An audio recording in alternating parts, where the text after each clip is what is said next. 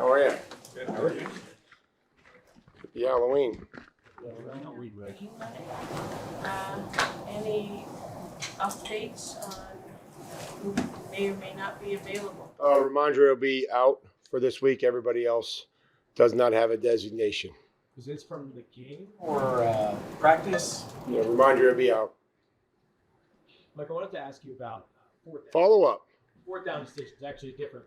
Taking a hard turn here. Fourth Good. down decisions. You've shown you've been willing to go for it this year.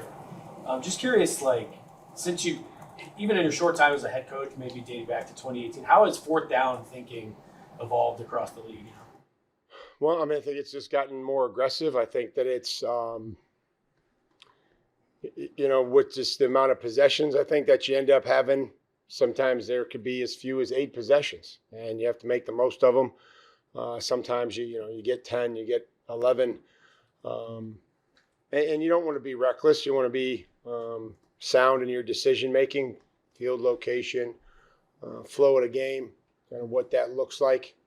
For example, end of the half we talked about at Buffalo, right? Just feeling like we didn't want to go in at half, risking that it'd be tied, and whatever that emotional was for us, and the way that we were playing.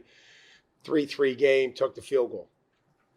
Could be a different story this weekend, for example, if that ball's on the 1 yard line with an untimed down. So it's just kind of the flow of the game, but obviously it's a situation where we try to use whatever numbers that we have, game condition, weather, all things that factor into it. With Ramondre, is that something that you think could be a long-term issue for him? It certainly won't be this week. With him out, how much will your depth be tested, and 3 newcomers in the practice squad? How comfortable would you feel calling them? Good. We try to figure out who's ready to go at the end of the week, and we'll make that decision tomorrow. Just like we tell everybody when they get here on Wednesday, whoever's here on the active or the practice squad prepares a starter. I feel like those guys have done that, try to do that, and continue to try to get everybody ready for the football game and see where we're at from a number standpoint. Does it help with Dearness just having so much experience? I think that, again, different categories of players that are on the practice squad, young guys that you're taking a look at maybe for future development and see how they fit into what you do, and then other guys that have played in this league and can get ready on a shorter amount of time. What's impressed you the most about Terrell? I think, one, he's a great teammate. I believe that. I know that. I've seen that.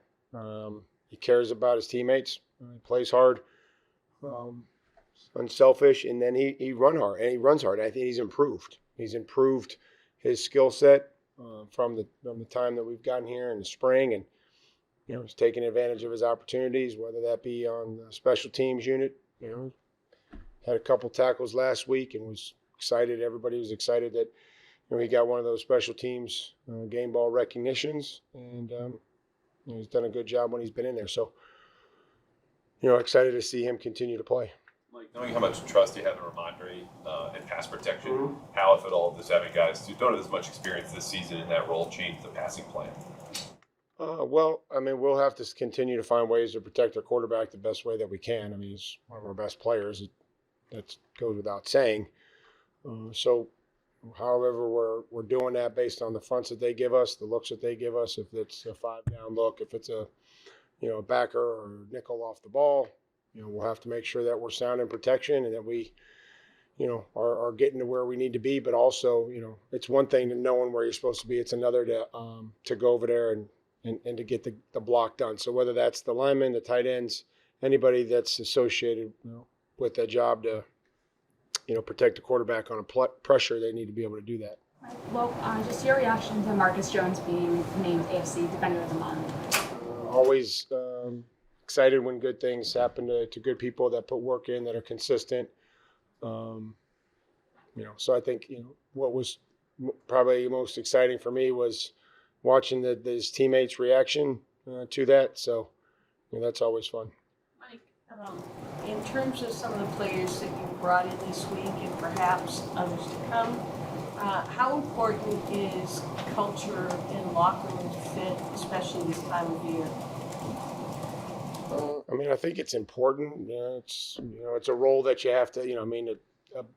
The balance, right? You're just trying to, get it right. And whoever we add to this team, again, we've tried to establish something here as far as what we want to be and who we are. So I think we'll always be conscious of the person. You have to have talent, and then there's whether that's this week or next March or next July, always weigh the trust that we have with somebody and their ability and where that falls. So those are decisions that we have to make as far as player acquisition.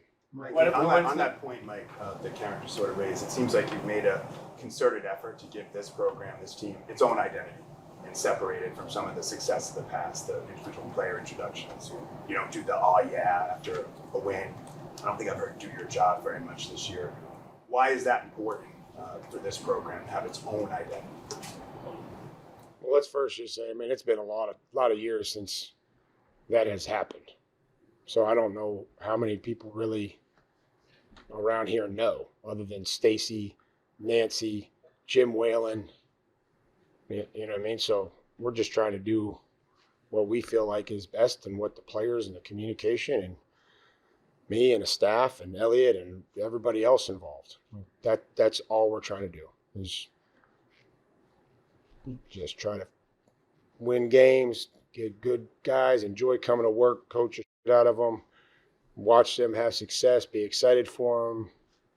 Like none of that goes into, well, they did it this way, we're going to do it the opposite. Like there's a lot of things and ideas that are good that you take from people, and there's some things that you come up with that on your own that's good, and then there's some ones that are clunkers, and when they're clunkers, you own it and change it and fix it. So we'll make some modifications to the player announcements. We'll get the names in order this time, and we'll go from there. And we'll have again,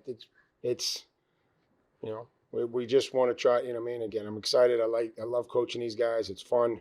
They make coming to work a lot of fun, and we go from there. I'm not saying you're disrespecting. That was not what I meant. That you were in any way. I didn't take it that way. I'm just wondering, in your mind, is there like a burden that comes with that you're trying to erase? So the burden of the past for some of these guys are trying to live up to the past and what this organization has done.